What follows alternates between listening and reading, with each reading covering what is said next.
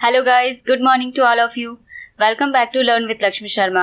आज है 29 अप्रैल 2022 और आज के इंपॉर्टेंट करंट अफेयर्स हम इस वीडियो में डिस्कस करेंगे। तो चलिए स्टार्ट करते हैं आज की video. Our first question is which motor company has tied up with the bike taxi app Rapido to boost its business in the mobility sector. आपके ऑप्शंस हैं Bajaj auto, TVS motor, India Yamaha motor या Hero motor corp. The correct answer is option B, TVS motor. TVS motor ने हाल ही में रैपिडो के साथ tie up किया है। टीवीएस इंडिया की number 3 two wheeler maker motor company है जिसने रैपिडो के साथ टाई अप किया है। रैपिडो इंडिया की पहली और fast growing online bike taxi app company है। जैसे ओला उबर है वैसे रैपिडो भी एक online bike taxi app company है। इस डील के थ्रू ये दोनों कंपनी एक साथ काम करेगी और अपने स्ट्रेंथ को मोबिलिटी और टेक्नोलॉजी इनेबल्ड प्लेटफॉर्म पर बढ़ाएगी। टीवीएस इसे 1978 में फाउंड किया गया था। इसके फाउंडर है टीवी सुंदरम अयंगर और रैपिडो इसे 2015 में फाउंड किया गया था। इसके फाउंडर्स है अरविंद संका, पवन गुंटुपाली और एसआर ऋषिकेश। इसका हेडक्वार्टर बेंगलुरु में है। Our next question is how much additional fund has union cabinet approved for the setting up of India post payment bank branches for the financial year 2021-23। केंद्रीय मंत्रिमंडल ने वित्त वर्ष 2021 से 23 के लिए इंडिया पोस्ट पेमेंट बैंक की शाखाएं स्थापित करने के लिए कितने अतिरिक्त फंड को मंजूरी दी है। Your options are ₹800 crore, ₹920 crore, ₹820 crore या ₹750 करोड़। इसका आंसर है ऑप्शन सी, ₹820 करोड़। अब तक यूनियन कैबिनेट ने इस प्रोजेक्ट के लिए इंडिया पोस्ट पेमेंट बैंक को टोटल 2255 करोड़ का आउटले अप्रूव कर चुकी है और इस प्रोजेक्ट का उद्देश्य है एक आम आदमी के लिए मोस्ट एक्सेसिबल, अफोर्डेबल और ट्रस्टेड बैंक बनाना। इंडिया पोस्ट पेमेंट बैंक को department of post, ministry of communication के द्वारा एस्टेब्लिश किया गया था जिसमें government of India 100% equity share की मालिक है। इंडिया पोस्ट पेमेंट बैंक इसे 1 सितंबर 2018 को लॉन्च किया गया था। इसका हेडक्वार्टर न्यू दिल्ली में है और इसके एमडी एंड सीईओ हैं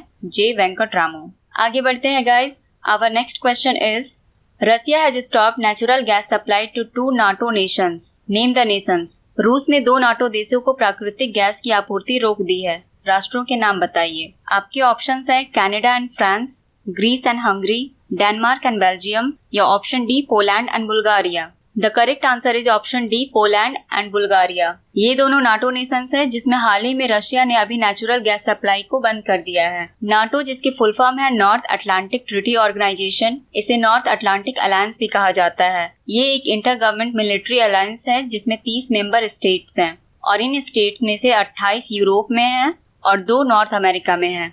नाटो इसे 4 अप्रैल 1949 को फाउंड किया गया था। इसका हेडक्वार्टर वॉशिंगटन डीसी में है और इसके सेक्रेटरी जनरल है जेंस स्टॉलनबर्ग और रसिया इसकी कैपिटल है मॉस्को। इसके प्राइम मिनिस्टर है मिखाइल मित्सोतिन और इसके प्रेसिडेंट है व्लादिमीर पुतिन।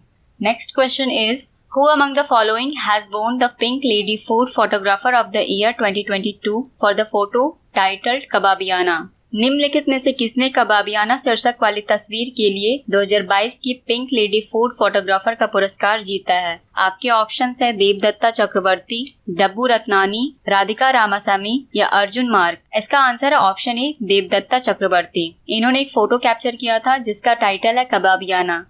इस फोटोग्राफ में कश्मीर के एक फूड वेंडर को दिखाया गया है जिसे कबाब बनाते हुए दिखाया गया है और इस फोटोग्राफ को इंटरनेशनल फोटोग्राफी अवार्ड दिया गया है। इस फोटो को ब्यूटीफुली कैप्चर किया गया है जिसमें आप स्मोक देख सकते हैं, गोल्डन लाइट्स देख सकते हैं और इस फोटोग्राफ के एक्सप्रेशन को ऐसे दिखाया गया है मानो जैसे ये शेयरिंग करने के लिए फूड तैयार करता हो। ये है देवदत्ता चक्रवर्ती जिन्होंने इस फोटो के कैप्चर किया है और पिंक लेडी फूड फोटोग्राफर की फाउंडर एंड डायरेक्टर है Caroline canyon. Next question is when is world day for safety and health at work observed every year. Your options are 25th April, 27th April, 28th April या 29th April। इसका answer है option सी, 28th April। इस day की M है occupational accident की prevention को promote करना और वर्क टाइम पर जो बीमारियां होती है उसे रोकने के लिए प्रमोट करना। इसे फर्स्ट टाइम 2003 में सेलिब्रेट किया गया था और इसे इंटरनेशनल लेबर ऑर्गेनाइजेशन द्वारा ऑर्गेनाइज किया जाता है। इस बार इस डे की थीम है participation and social dialogue in creating a positive safety and health culture. International labour organisation इसे 11 अप्रैल 1919 को फॉर्म किया गया था। इसके हेडक्वार्टर जिनेवा में है और इसके हेड है गाय राइडर। हमारा अगला क्वेश्चन है Which OTT platform has collaborated with the Information and Broadcasting Ministry for video series on women change makers? Your options are Amazon Prime Video, Discovery Plus, Disney Plus Hotstar या Netflix. इसका answer है option D, Netflix. इसमें Netflix short video series को release करेगा और ये initiative आजादी का अमृत कहानियां के अंडर आती है, जिसमें महिलाओं के अचीवमेंट को हाईलाइट किया जाएगा, उसे दिखाया जाएगा और उनके अचीवमेंट्स पर बनी शॉर्ट वीडियो को नेटफ्लिक्स रिलीज करेगा। OTT जिसे ओवर द टॉप कहते हैं, जिसमें आप इंटरनेट के थ्रू कोई भी नई रिलीज हुई वीडियोस, मूवीज या डेली सॉप डायरेक्ट आप देख सकते हैं। हमारा अगला क्वेश्चन है, when is International Girls in ICT Day observed in 2022?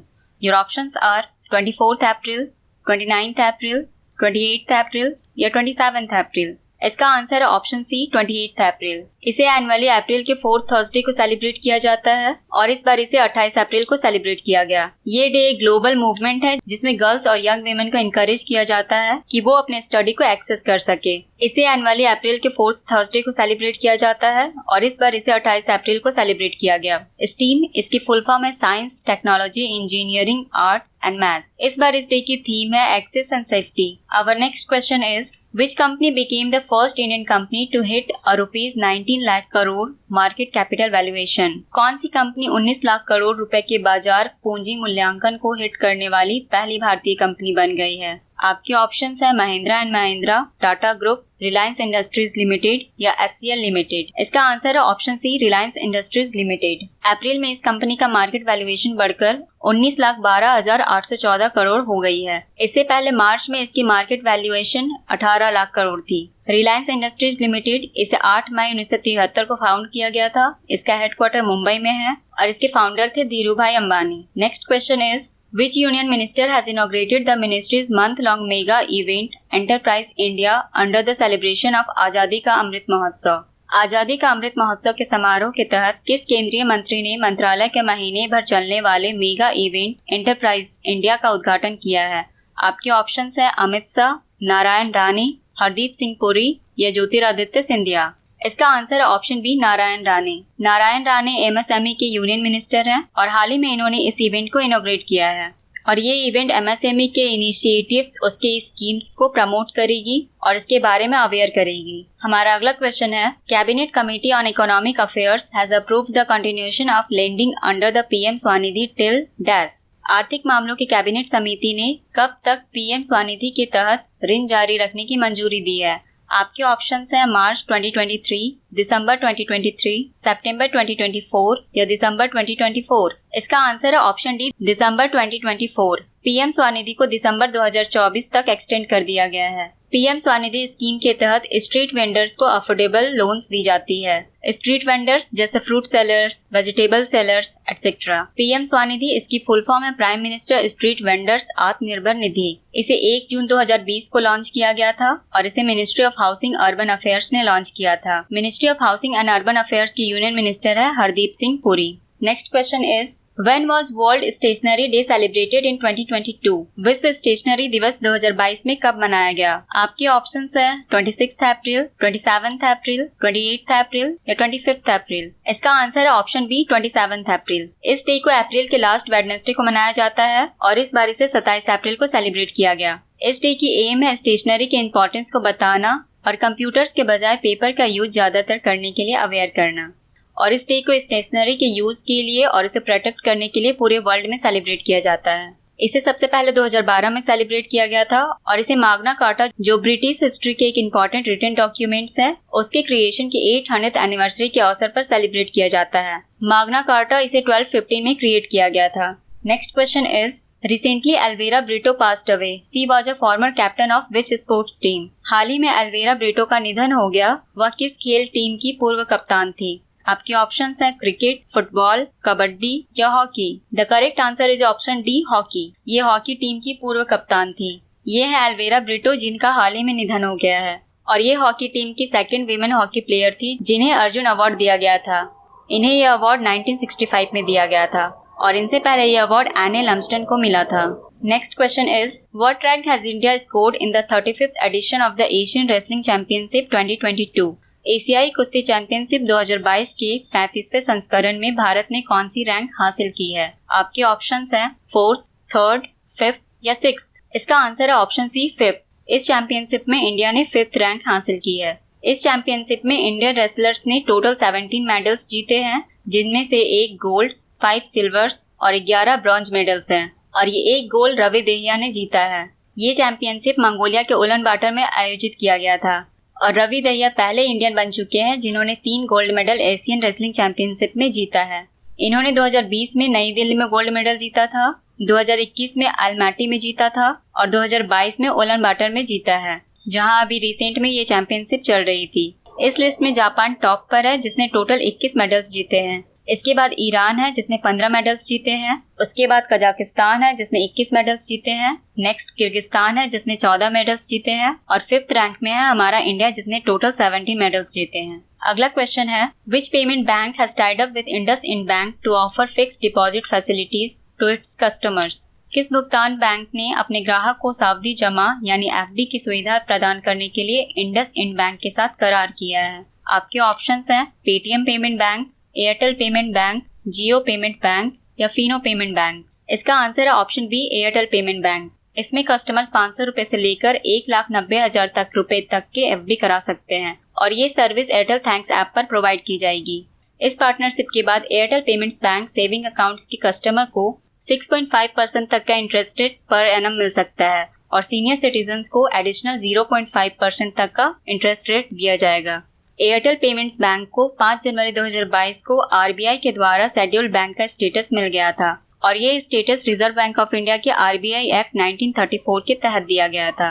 Airtel payments bank इसे जनवरी 2017 में फाउंड किया गया था। इसका हेडक्वार्टर न्यू दिल्ली में है और इसके ओनर है भारती एयरटेल। इस पेमेंट बैंक के एमडी एंड सीईओ है अनुब्रता विश्वास और इंडसइंड बैंक इसे 1994 में फाउंड किया गया था। इसका हेडक्वार्टर मुंबई में है और इसके एमडी एंड सीईओ है सुमंत कटपालिया। इस बैंक की टैगलाइन है we make you feel richer.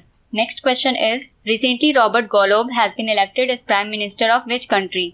हाल ही में रॉबर्ट गोलोब को किस देश के प्रधानमंत्री के रूप में चुना गया है? आपके ऑप्शंस हैं बेल्जियम, कोलंबिया, चिली या स्लोवेनिया।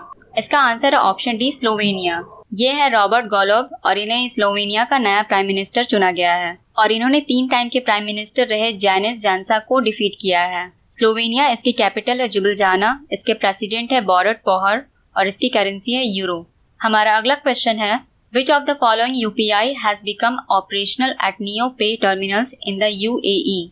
निम्नलिखित में से कौन सा यूपीआई संयुक्त अरब अमीरात में नियो पे टर्मिनलों पर चालू हो गया है? आपके ऑप्शंस हैं गूगल पे, पेटीएम, भारत पे या भीम।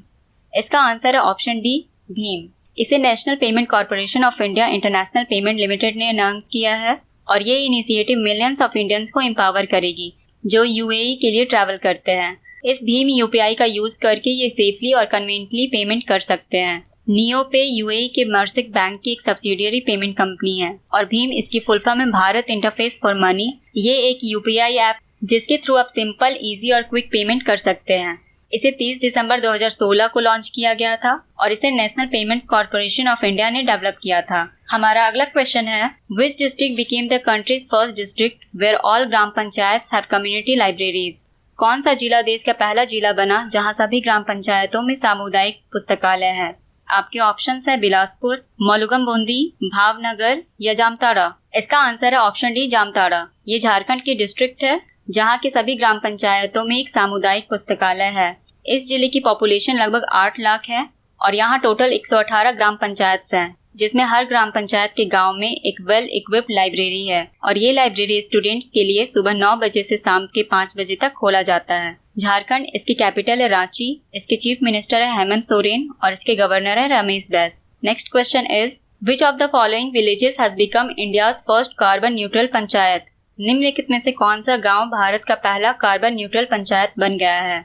आपके ऑप्शंस है जामताड़ा, पाली, बिलासपुर या भिलाई। इसका आंसर है ऑप्शन बी, पाली। ये जम्मू कश्मीर की सांबा डिस्ट्रिक्ट की एक विलेज है जो इंडिया की पहली कार्बन न्यूट्रल पंचायत बन चुकी है। यहाँ पर 500 किलो वोल्ट की सोलर प्लांट लगाई गई है और इसे 3 सप्ताह के अंदर लगाया गया है, जो एक रिकॉर्ड बन चुका है। जम्मू कश्मीर, इसके लेफ्टिनेंट गवर्नर है Manoj Sinha. Next question is, who has been elected as the chairperson of the Haj Committee of India? Bharat के हज समिति के अध्यक्ष के रूप में किसे चुना गया है? आपके ऑप्शंस हैं नरेश कुमार, मनोज कुमार कटियार, एपी अब्दुल्ला कुट्टी या महफूजा खातून। इसका आंसर है ऑप्शन सी, एपी अब्दुल्ला कुट्टी। ये है AP अब्दुल्ला कुटी और इन्हें हज समिति का चेयरपर्सन बनाया गया है। इनके अलावा पहली बार 2 विमेंस को as a vice chairperson appoint किया गया है। ये है मुनव्वरी बेगम और महफूजा खातून। इस हज पिलग्रिमेज को ministry of minorities affairs conduct कराती है और इसे हज कमेटी ऑफ इंडिया या हज ग्रुप ऑर्गेनाइजेशन ऑर्गेनाइज करता है, जिसे ministry of minority affairs approve करती है। और गवर्नमेंट ऑफ इंडिया ने इंडिया की हज कमेटी के लिए मोहम्मद फैजी को एज अ मेंबर अपॉइंट किया है और हमारे माइनॉरिटी अफेयर्स के यूनियन मिनिस्टर है Shri Mukhtar Abbas Naqvi. Next question is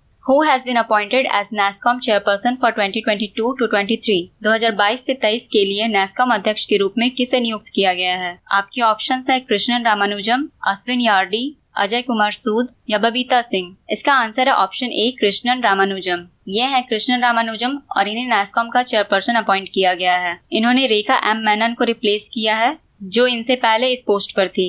NASSCOM ये एक नॉन प्रॉफिट ऑर्गेनाइजेशन है। NASSCOM इसके फुल फॉर्म है national association of software and services company. इसे 1988 में फॉर्म किया गया था। इसका हेडक्वार्टर नोएडा में है और इसके प्रेसिडेंट है देवजानी घोष। सो गाइज, ये थे आज के टॉप 20 क्वेश्चंस। पिछले वीडियो में मैंने क्वेश्चन पूछा था विच स्टेट और UT has launch the education song इरादा कर लिया है हमने। इसका आंसर था ऑप्शन बी दिल्ली। अगले क्वेश्चन का आंसर आपको कमेंट सेक्शन में देना है। So the question is Recently, Karnataka Chief Minister has announced that the under construction Shivamoga Airport will be named after former Chief Minister Dash. Karnataka के किस पूर्व मुख्यमंत्री के नाम पर शिवामोगा एयरपोर्ट का नाम रखा जाएगा? आपके ऑप्शंस हैं BS Yediyurappa, M Veerappa Moily, DV Sadananda Gowda या सिद्धारमैया। इसका आंसर आपको कमेंट सेक्शन में देना है। सो गाइज, आज की वीडियो में फिलहाल इतना ही and please don't forget to subscribe the channel और इसे शेयर करना भी मत भूलिएगा। Thank you so much guys. Bye bye.